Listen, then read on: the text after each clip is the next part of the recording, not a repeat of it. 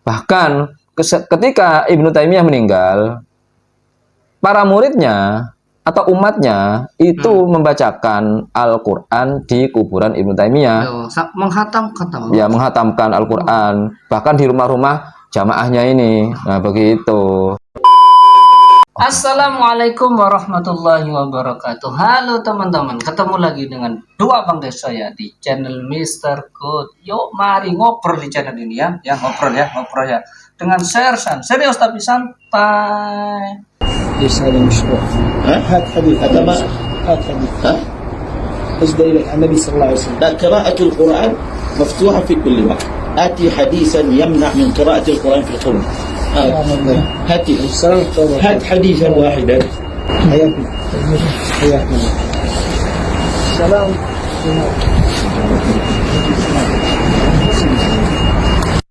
Nah, teman-teman yang dimuliakan Allah SWT, jadi itulah ya dialog yang satu ngeyel ya. Ketika yang satu ngeyel ya udah ya tinggal pergi aja gitu ya teman-teman ya. Karena sudah dinasihati bahwasanya tujuan ziarah kubur itu adalah mendoakan si mayit ya, yaitu bukan membaca Al-Qur'an di kuburan. Memang ya, saya mengakui memang ada perselisihan di para ulama yaitu tentang membaca Al-Qur'an di kuburan ya. Ada yang mengatakan bid'ah, ada yang mengatakan ya makruh. Ada yang mengatakan bid'ah, ada yang mengatakan makruh. Ada lagi lah selain itu. Masa dua saja? Khilaf tapi kok buruk-buruk semua. Saya akui khilaf, ada yang bid'ah, ada yang makruh. Enggak sekalian aja, saya akui khilaf. Ada yang bid'ah, ada yang haram, ada yang kafir, ada yang musyrik. Khilaf kok hukumnya buruk-buruk semua. Itu bukan khilaf berarti. Ada ini ya. yang diperbolehkan. Ada yang diperbolehkan, ada yang disunahkan, kan begitu. Sudah terbukti ya, dia menyembunyikan hukum, oke? Karena nggak mau orang lain itu benar, nggak mau orang lain harus salah, kan begitu. Bertanya, mana dari larangannya? Ini kan konyol ya teman-teman ya. Nah teman-teman, karena apa? Karena dia yang melakukan ibadah tersebut, kok malah bertanya mana dari larangan membaca Al-Quran di kuburan? Betul, dia yang melakukan bacaan Al-Quran, yang melakukan itu, maka dia harus menyampaikan dalilnya. Nah, terus Anda juga harus fair, yang melarang juga gitu, harus menyampaikan dalil larangannya. Kan begitu logikanya itu. Iya, ya, Bos. Logika. Kita mengamalkan. Kita ada dalilnya, Bos ya. Dalilnya. Terus Anda melarang, mana dalil larangannya? Kan begitu. Iya, betul. Kan betul. Betul ini ya. Anda akan menuntut yang melakukan menyampaikan dalil. Nah, ini juga kita sama menuntut yang melarang itu menyampaikan dalil, begitu. Kok aneh, malah jadi yang tanya balik malah salah, kan aneh Anda ini. Yang benar adalah mana dalil yang sahih ya, mana dalilnya yang sahih membaca Al-Qur'an di kuburan. Nah, itu yang benar, bukan mana dalil larangannya. Seperti kita Pak, seperti umpamanya ada seseorang minum homer, ya kan? Ya. Minum homer, kemudian berdurhaka pada orang tua. Mana larangannya? Ya ada dalilnya, kan begitu. Doa larangan berbohong, mana dalilnya? Ada larangannya, kan ada semua lah. Ini yang melarang tapi kok nggak ada dalil larangannya, itu gimana Anda itu? Betul. Ini mengerjakan sholat subuh 3 rakaat. Mana dari larangannya? Ya, ya tetap tidak ada. Oke, Anda mengatakan seperti ada orang contoh sholat subuh 3 rakaat. Kemudian tanya mana dalil larangannya? Ya nggak ada. Lah emang nggak ada dalil larangannya. Sholat subuh 3 rakaat, gitu loh. Tuh, kemudian Anda juga fokus ke yang melakukan ini. Apa ada orang yang melakukan sholat subuh 3 rakaat? Ya nggak ada. Jadi nggak ada pertanyaan di situ. Ngapain Anda bertanya itu? Anda ada-adakan sendiri. Kemudian Anda masukkan ke orang membaca Quran di kuburan. Gimana? Nah, maka dari itu, kalau kita melakukan suatu ibadah, suatu amalan, ya, apakah amalan tersebut ini dicontohkan oleh Nabi Shallallahu Alaihi Wasallam? Maka yang ditanya adalah, adakah dalilnya, gitu ya, bukan dalil larangannya, adakah dalilnya? Kalau ada dalilnya, maka Oke, berarti nanti kalau ada dalilnya, Anda juga harus menyampaikan dalil larangannya loh ya. Kalau nggak mampu sudah, jangan banyak bicara Anda. Ya, kalau nanti ada dalilnya, maka Anda juga harus fair, harus menyampaikan dalil larangannya. Jika Anda tidak mampu menyampaikan dalil larangannya, sudah stop di situ. Jangan banyak bicara, jangan banyak protes, oke? Apalagi hukum ikhtilaf hanya bid'ah dan makruh, oke? Sampaikanlah hujah tersebut. Nah, teman-teman, jadi ini ada penjelasan yaitu dari Ustadz Dr. Firanda Anir Jaimah, yaitu tentang terkait membaca Al-Quran di kuburan. Dan ini adalah penjelasan yang sangat detail sekali ya teman-teman. Oke, mari kita simak videonya. Oke, sangat detail. Awas nanti nggak detail loh ya.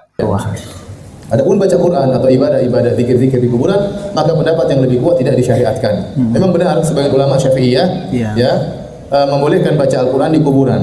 Tapi tujuannya Oke. Nah, itu, Bos. Dia katanya Itu, ulama Bos. Syafi'iyah. Berarti ulama yang lain nggak ada menurut dia. Oh, iya, Ulama Syafi'iyah, oke. menurut mereka berpendapat kalau kita baca Quran maka akan ada keberkahan yang turun kepada penghuni kubur tersebut. Dalil mereka diantaranya adalah Nabi dalam hadis Ibnu Abbas, marra bi qabrain, Nabi pernah melewati dua penghuni kubur, kemudian Nabi mengatakan innahuma la yu'adzabani, sungguhnya keduanya sedang diadab. Amma ahaduhuma fakana la yastahidu min bauli, adapun yang satu disiksa karena tidak bersih waktu cebok dari kencingnya. Wa amal akhar fakana yamshi bin namimah, yang satu diazab karena dia suka mengadu domba. Fa akhadha jaridatan rabbatan fasyaqaha nisfain fa gharaza ala kulli qabrin wahidatan minhuma.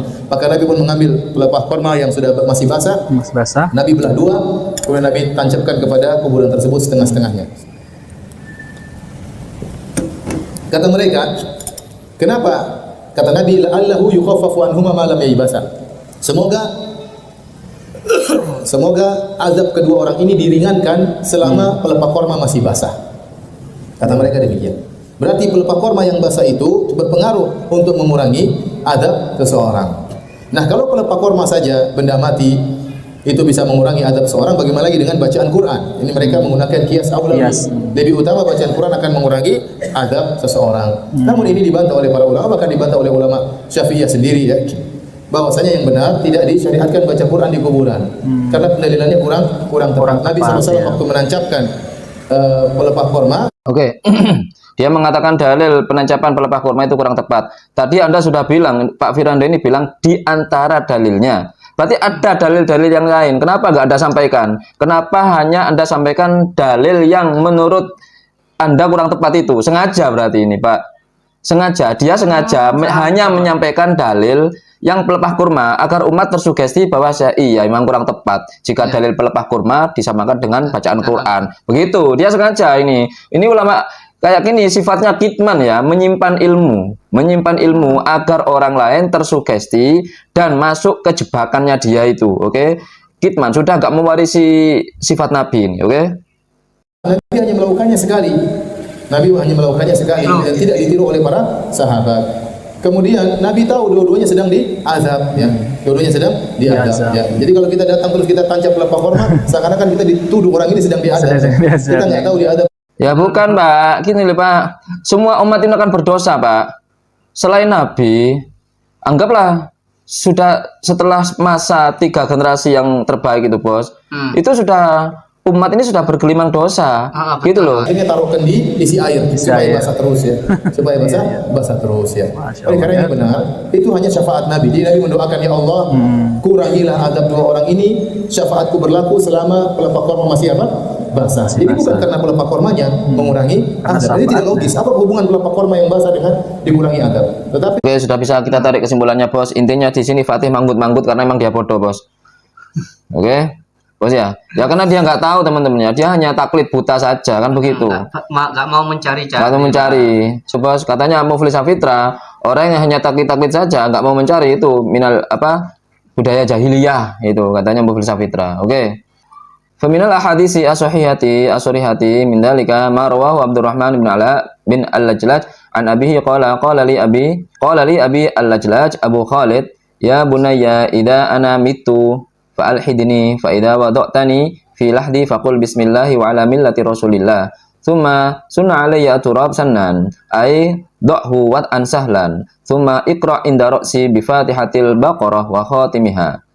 Baca. Fa ini sami'tu Rasulullah sallallahu alaihi wasallam yaqulu dzalika akhraja At-Tabrani fil Mu'jam al-Kabir.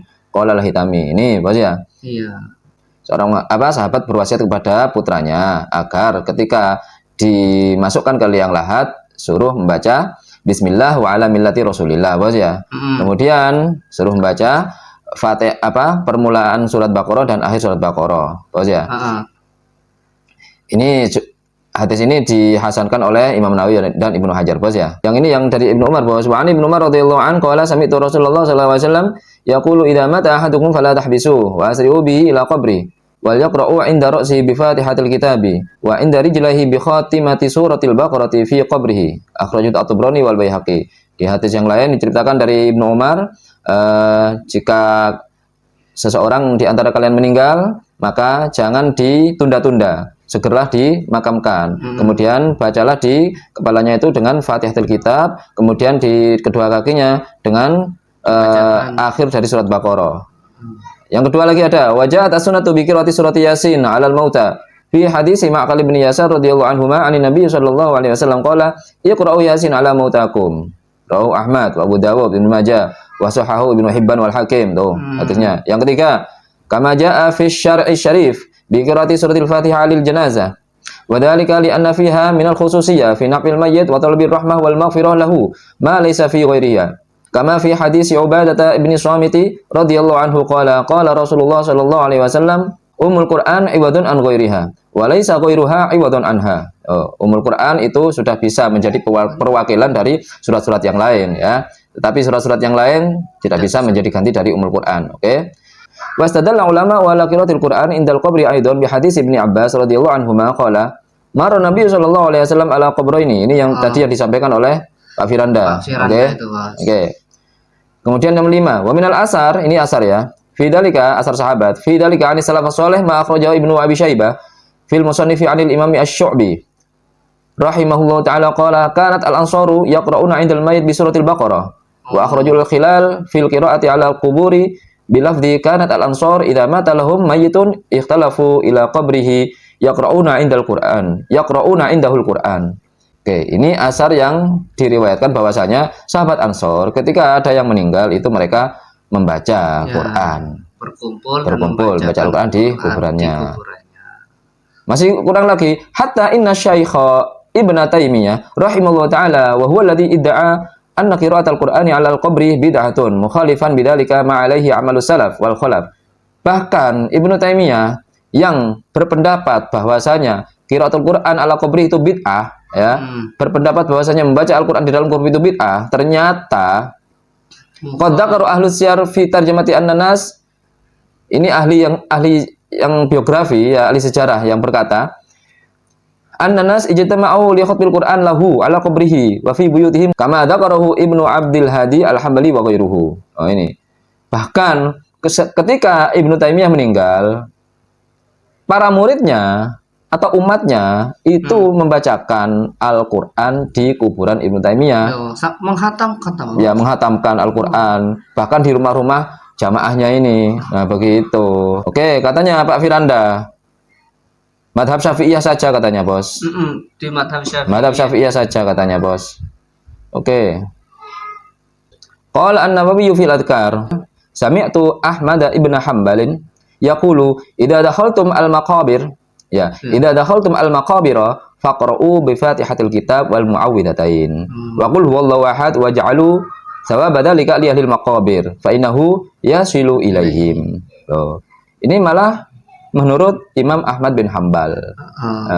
Siapa Imam Ahmad bin Hambal? Ya, madhabnya Muhammad bin Abdul Wahhab. Nah, ini berpendapat bahwasanya ini menurut Imam Nawawi, ya, Imam Nawawi di kitab Al-Adhkar, ya. Kemudian Muhammad bin Ahmad Al-Marwazi berkata, dia mendengar Ahmad bin Hambal, Imam Ahmad bin Hambal berkata, idza dakhaltum al-maqabira, jika kalian masuk ke pekuburan, ke pemakaman atau ke pemakaman, faqra'u bi Fatihatul Kitab, maka bacalah Fatihatul Kitab wal Mu'awwidhatain. Ya, bos. Berarti baca Al-Fatihah. Baca Fatihah, kemudian baca An-Nas dan Al-Falaq. Terus wa qul huwallahu ahad dan qul huwallahu ahad, surat Al-Ikhlas. Wa ja'alu sawaba dzalika li ahlil maqabir, dan jadikanlah pahala dari bacaan itu untuk ahli kubur, fa innahu yasilu ilaihim, sesungguhnya itu akan sampai kepada mereka. Ternyata ada selain dari madhab Syafi'i. Ada. Ini Pak Firanda, ustadz-ustadz mereka itu selalu menyembunyikan hukum. Oke, mungkin itu obrolan kali ini, mudah-mudahan bermanfaat, mudah-mudahan mencerahkan. Yang baik-baik semuanya datang dari Allah, yang jelek-jelek datangnya dari kami. Walafumikum, mohon maaf. Wa akhirul kalam, assalamualaikum warahmatullahi wabarakatuh. Waalaikumsalam warahmatullahi wabarakatuh.